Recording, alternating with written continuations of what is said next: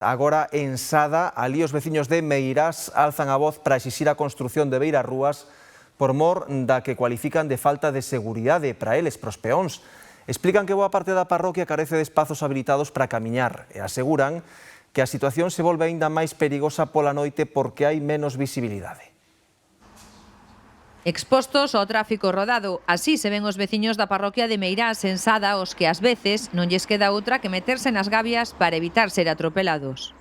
Tienen un calado superior a medio metro y no hay posibilidad de apartarse cuando vienen dos coches y se cruzan. Yo tuve dos niños pequeños, ahora ya son mayores, pero era imposible llevarlos al colegio caminando cuando está aquí abajo, porque no hay seguridad. O sea, los coches pasan muy veloces y no hay espacio. Cualifican a situación de perigosa. Aquí, xusto aí na reta do Pazo, hai anos, mataron a muller. E ademais, nos os máis maiores necesitamos andar de paseo. E se non temos acera non podemos andar. E isto complícase aínda máis polas noites. Ainda peor, claro, a carencia de luz. En outro día aí arriba, un señor con a carretilla así, a 9:30, cerca das 10 da noite, non o levei por diante porque me fijei. Non levaba nin chaleco, nin levaba nada. Porén, o problema non só afecta aos peóns, senón tamén aos condutores.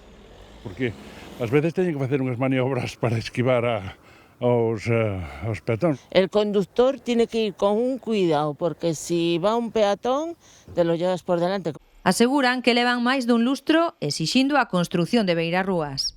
Hai como 7 ou 8 anos que comezamos con esta a reclamar isto, porque é un verdadeiro risco camiñar pola... Simplemente ir coller o autobús ou ir botar o lixo. Recogimos firmas, fuimos a la Diputación. En la Diputación nos dijeron que estaban en disposición de hacerlas si el Concello les daba los terrenos. El Concello dice que faltan 2 propietarios y que hasta que tengan esos 2 propietarios que no van a poder facilitar los terrenos.